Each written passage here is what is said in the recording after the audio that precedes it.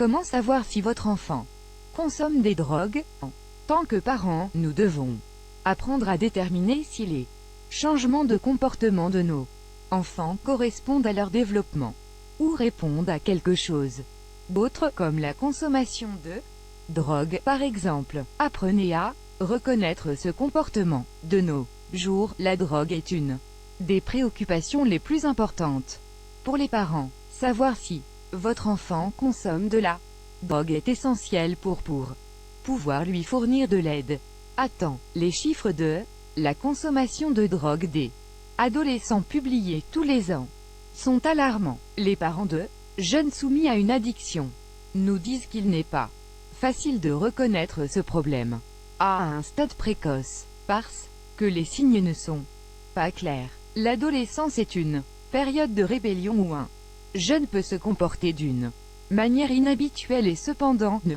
pas consommer de drogue. Les jeunes de 11 à 21 ans ont souvent une perception déformée du risque. Cela explique pourquoi ils ont tendance à adopter des comportements qu'ils peuvent regretter plus tard. L'adolescence débridée et la drogue par définition.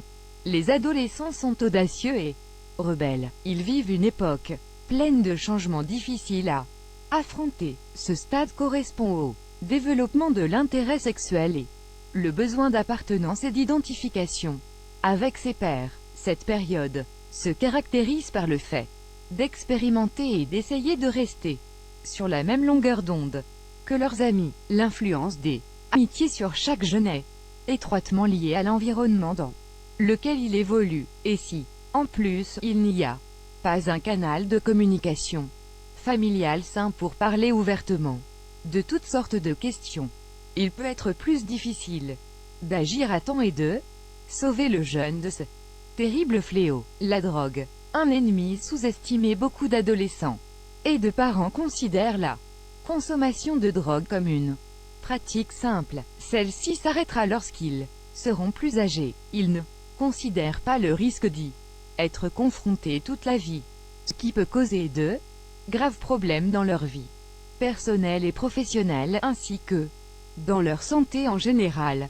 Les jeunes ne mesurent pas à quel point l'expérimentation des drogues peut devenir un problème grave. Les parents, par contre, refusent d'accepter que leur enfant ne soit pas exempté de ce type d'expérience. Par conséquent, nous avons tendance à ne pas nous préparer, à ne pas savoir comment agir si cela se produit. La première chose que nous devons faire est de déterminer si les attitudes insolentes de notre enfant sont dues à des changements hormonaux spécifiques à l'âge. Il est essentiel de regarder au-delà de l'étape difficile dans laquelle il se trouve, et de voir si ce comportement étrange est dû à la consommation de drogue. Comportement à prendre en considération. Les jeunes qui consomment de la drogue vont essayer logiquement de le cacher.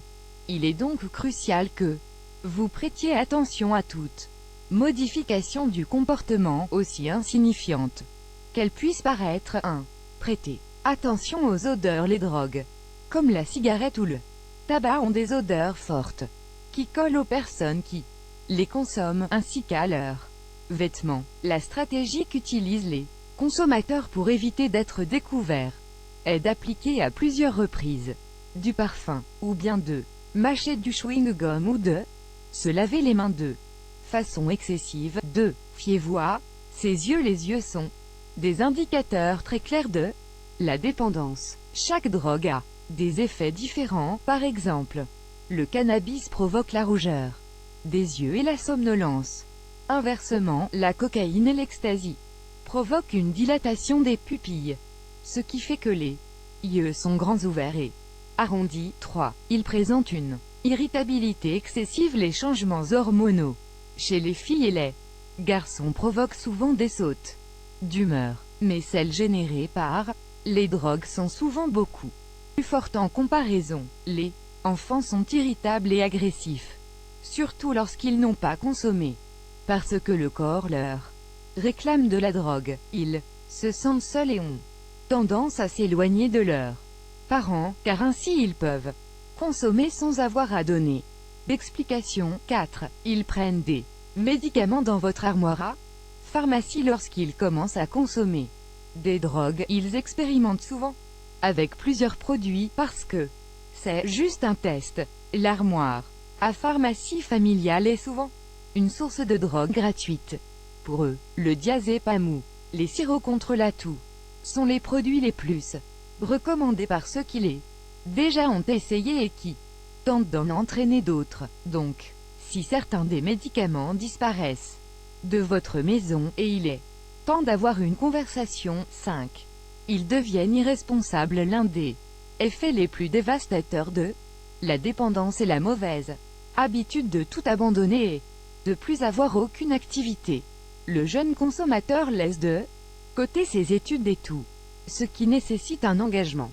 Il a de mauvais résultats scolaires et s'abstient de faire des activités qui lui faisaient plaisir auparavant. Conclusion générale: les changements dans le comportement d'un adolescent qui consomme de la drogue sont si évidents pour les parents qui les connaissent qu'ils deviendront suspicieux en quelques minutes. Selon le type de drogue, stimulante ou relaxante, ils auront certains signes. S'ils marchent et parlent trop vite, ils pourraient utiliser des amphétamines. Un autre signe est que s'il passe des nuits sans dormir, il prendra probablement de la cocaïne. Mais si, par contre, il est très fatigué et lent, il se peut qu'il consomme du cannabis. Nous devons préciser que les points mentionnés dans les paragraphes précédents ne sont pas en soi des indicateurs déterminants de la dépendance d'un adolescent. Cependant, plus le jeune montre des changements de